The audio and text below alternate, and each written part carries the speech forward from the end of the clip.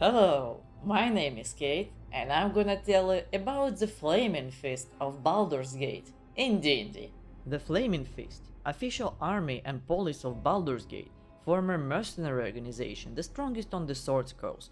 Having over 2,000 units of regular troops, the Flaming Fist provided its services to individuals to whole nations from Sundabar to Amn who were eager to pay. Its presence and fame expanded over Faerun, reaching Chult and even far lands of Maztika.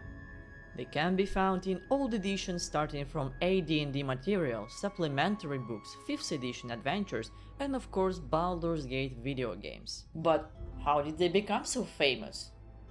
Let's figure it out. The idea of separate mercenary organization came to the mind of young yet ambitious Eltan, who spent most of his youth searching the whereabouts of Baldur, a great old explorer. Eltan adventured with his companions and gained tactical and military experience, earning respect and reputation of a fighter and commander among high-end rulers, before founding a mercenary organization in 1345, which unified smaller sellsword bands under his rule. The Fist quickly became popular, drawing lots of conscripts. In certain years, by 1358, they equaled about 2,000 units, which was quite a formidable power in Baldur's Gate and Sword Coast, and allowed Eltan to enter the Council of Four, which was a ruling council of the city consisting of 3 dukes and 1 grand duke. The normal rate at which the Flaming Fist army would be hired equaled 10,000 gold per day, and the mercenaries received a large share of all they looted. The usual army consisted of around 1,500 decent skilled fighters, thieves and assassins, monks and clerics, wizards and rangers. A usual army was packed with 4,000 horses and 3,000 mules and wagons covered in dragonhide to resist fire. Later the same year, Eltan used his council position to hire Flaming Fist by Baldur's Gate to eliminate crime in the lower part of the city. In today's world, that will be called corruption. But there and then, it was quite a win-win situation. Eltan got endless financing, while Baldur's Gate became safer. One of the first contracts Flaming Fist received was in 1355 by the dwarves of Sundabar, who required help to fend off the orcs from the Dead Orc Pass.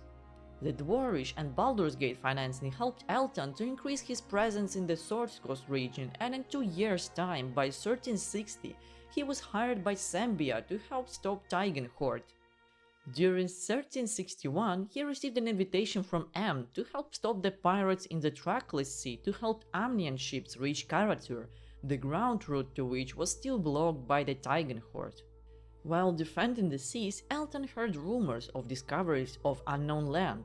Being adventurous in nature, he decided to fund 2 expeditions from Baldur's Gate to Maztika and Chult, hiring lots of ships with hundreds of mercenaries. The Maztikan expedition arrived by 1364. They found Fort Flame, which was constantly attacked by monsters and Sahuagin, yet the fort prevailed. It doesn't really say when the Chultian expedition arrived, but I suppose it happened somewhere before Maztikan one, around 1362. The expedition contained only 3 ships and was led by a Balurian and Nenon. Half of the expedition died, while the rest decided to settle and found the Fort Balurian, which was named after their leader. In 1366, reinforcements arrived at Fort Flame to improve the defenses and establish contact with locals, but all attempts failed. 2 years later, in 1368, the Iron Crisis happened in Baldur's Gate, caused by yet unknown warrior Sarevok Anchev and organization Iron Throne, which greatly affected Flaming Fist too due to the shortage of iron supply. Eltan took action to investigate the Iron Throne plot, yet during mission got severely poisoned.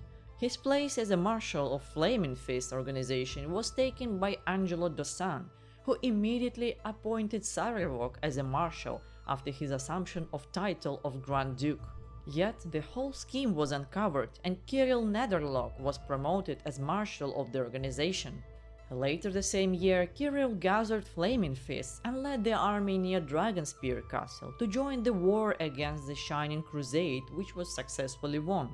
In 1372, the Flaming Fists were hired again by Baldur's Gate to save the city from orc menace, which was successfully repelled. It is not said whether Kirill was killed or not in the battle, but it is said that presumably Eltan was resurrected in 1373 and took control of the Flaming Fists again. So I assume Kirill was killed. Do you think that your efforts here have saved this city? You're wrong. Our power extends far beyond these city's streets. You cannot hope to stop us all. It is you who will die, and your death will be a slow one. In 1374, the Beholder Xantham created a Thieves Guild in Baldur's Gate, which was backed by the Dark Alliance, who wanted to enact revenge on the city. Yet the organization was stopped by the adventurers. By the way, during the Spell Plague event, I'm more than sure that their services were more than welcome and in high demand by lots of nations. Nearly 100 years later, around 1450, Duke Valorkian organized a coup on all dukes and killed Eltan, yet the Flaming Fist stopped him right before he managed to slay Grand Duke of Baldur's Gate. After the tragedy, Abdel Adrian took over as the head of the mercenaries. He served in the Flaming Fist for quite a while. Being renowned in the organization, he was welcomed as a new leader. Sometime later, he was also appointed as a Grand Duke of Baldur's Gate. 32 years later, in 1482, Abdel renovated the Flaming Fist, changing them from a mercenary group to the police and official military force of Baldur's Gate. The same year, Viekang, a ballspawn who was thought to be dead, attacked Abdel Adrian. He managed to defeat the enemy with the help of Flaming Fists, but both of them died. Alder Ravengard took over as a marshal of the Flaming Fist. 6 years later, in 1488, he was also given the title of Grand Duke of Baldur's Gate. Having both titles combined gave him much influence over the city and in the region, which gave him access to the Council of Waterdeep during Tiamat Menace. 4 years later, in 1492, when Elturiel descended into Avernus and lots of refugees started to move into the closest city seeking protection of Grand Duke, the cult of Zariel and the Absolute appeared in the city.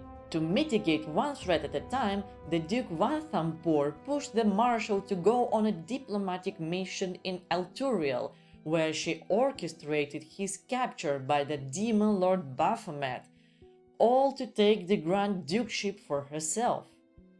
Later the same year, Alder managed to escape the demons but didn't manage to return to Baldur's Gate, as he was captured again by the cult of Absolute. To mitigate the chaos and unrest, Duke Dillard Porter took command of the city as a Grand Duke of Baldur's Gate, and invited Liara Porter from Chult to come over and take over the Flaming Fist. Yet, when Liara came, her uncle was shot dead. So, is it a strong organization? It is well-known, well-trained mercenary group with lots of battle experience, access to unlimited governmental financing. From technical perspective, the organization contained lots of spellcasters and sellswords. It became even more formidable when transformed to official police and army of Baldur's Gate, and the leaders of the organization are said to be very powerful individuals. So yeah, I think it's better not to fuck the police with them. And now, a bit of DM tips on how to play them. Use the Flaming Fist as an order restoration organization within the city of Baldur's Gate. If you are playing as a Satan before they had become the official army of Baldur's Gate, you can use them for the random mercenary encounters during your campaign. Zentarim are rivaling organization of the Flaming Fist, so it might be an interesting plot to give your players a decision who to support. And that's all on the mercenary organization turned into official force of Baldur's Gate, and we will soon meet them again in Baldur's Gate 3 video game. And thank you for watching. If you like the lore, please press like and subscribe button, and tell me in the comments below who else you would like to hear about. and see you next time.